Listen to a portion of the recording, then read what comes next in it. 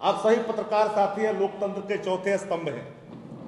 आपको बताने की आवश्यकता नहीं है कि 4,50,000 नियोजित शिक्षकों को, जिसके बारे में भारतीय जनता पार्टी के नेता वर्तमान में राज्यसभा के सांसद सुशील कुमार मोदी जी कहते थे कि भगवान भी आएंगे तो इनको कोई राज्यकर्मी का दर्जा नहीं देगा।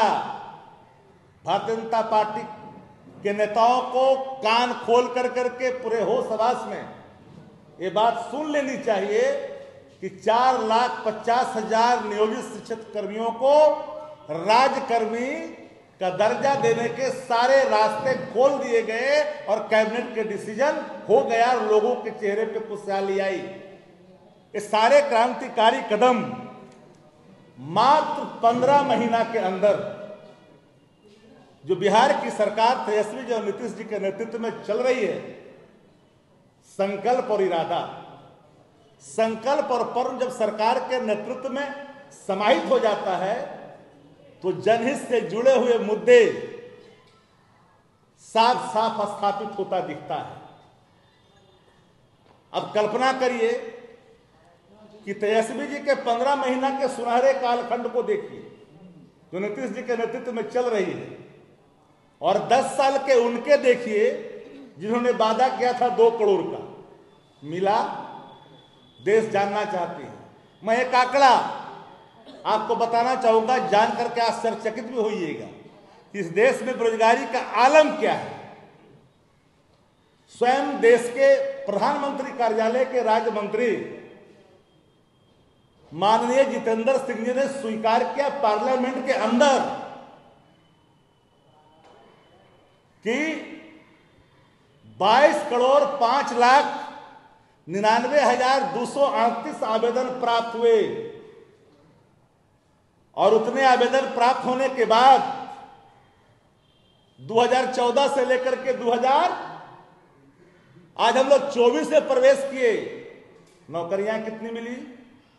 7,22,311। देश कितना बड़ा, आबादी कितनी बड़ी आबादी,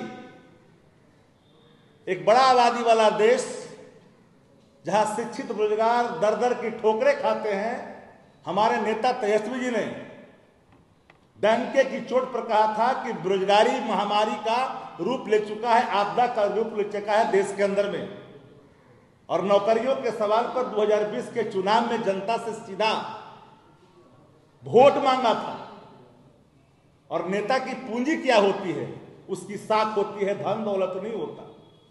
और साख जो तेजस्वी जी ने स्थापित किया है जनमानस के बीच में कि तेजस्वी जी की सरकार, नीतीश जी की सरकार जो कहती है सो करती है, और तेजस्वी जी अपने वचनों को ले जाने जाते हैं, यह भी स्थापित हुआ।